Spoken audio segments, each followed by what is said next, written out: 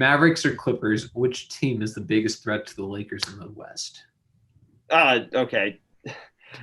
Look, I put the Mavs in my contender bubble, but they're number 9 in my contender bubble. It's the Clippers. I know you'll disagree with me. I think the Mavericks have the best individual, arguably the best individual player out of any of those teams. But here's the deal. I think if the Clippers can avoid choking, they are by far the biggest threat. If they can get to that Lakers series, they will give them a absolute dogfight. I mean, think about it, right? 2 really good two-way wings. I know Pandemic P hasn't shown up in the playoffs, but he is a good player, and he can definitely play some good defense when he switched on to, say, a LeBron. And obviously Kawhi certainly can. Do I think losing Harrell hurts? Yes. My take on this is I was talking to Sorna about this actually, and he brought up a really good point. When you talk about the Mavs, you're relying on a massive leap from Luka, which is more than possible, and then Kristaps Porzingis emerging into a reliable second star in the playoffs. I think the Clippers right now, despite losing Harrell, are slightly better cut out to match up with LeBron and AD. I think that it will be interesting to see who they would put on AD, but and maybe Porzingis matches up well with AD, but there's nobody to guard LeBron on that Mavs roster, and you have 2 guys who could guard LeBron on the Clippers. Sure. Yeah. Here's how I'm looking at it. I'm looking at who, because like these teams, fully healthy, were close in the first round of the playoffs. Yeah, yeah. And also, you add defense. I'll give you that. Please don't even flatter them.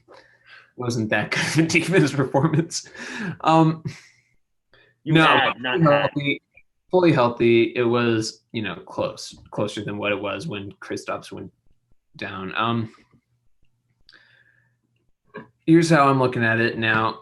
When it was like closer than that, Clippers did obviously have the edge in my book. Yeah.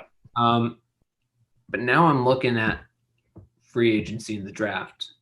And I mean, I am biased, obviously, but I think you'll agree with me. Mavs have kind of been killing it. No, you have 100%. Yeah. I think we've gotten a lot better. Like Seth Curry, that's going to hurt maybe.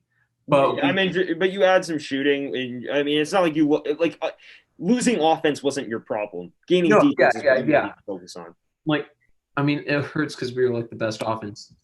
Had the best offense. What was it? Efficiency last year. Yeah.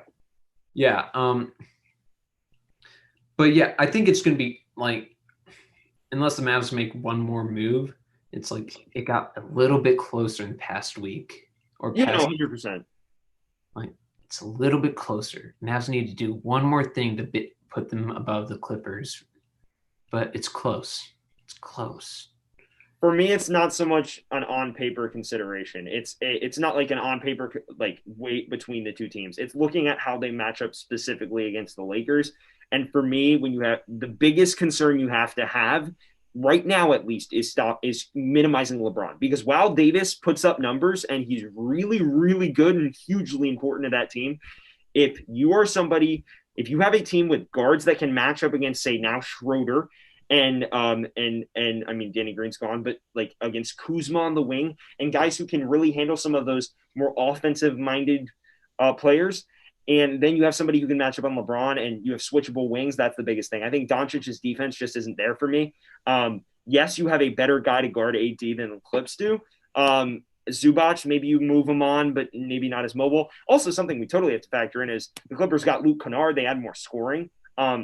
Defensive limitations there, but he's a phenomenal shooter. And late in the playoffs, the Clippers struggled to get it going when they needed to put points on the board. I mean, we saw that in the Denver series. They would fade late. You have a guy like Kennard to come off the bench and provide a spark.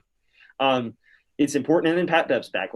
For me, it's not so much you consider both teams because, right, the Mavs did upgrade. And if they were to match up, it'd be a totally different situation. Like if you have the Mavs versus the Clippers, that's a different issue than who matches up better with the Lakers.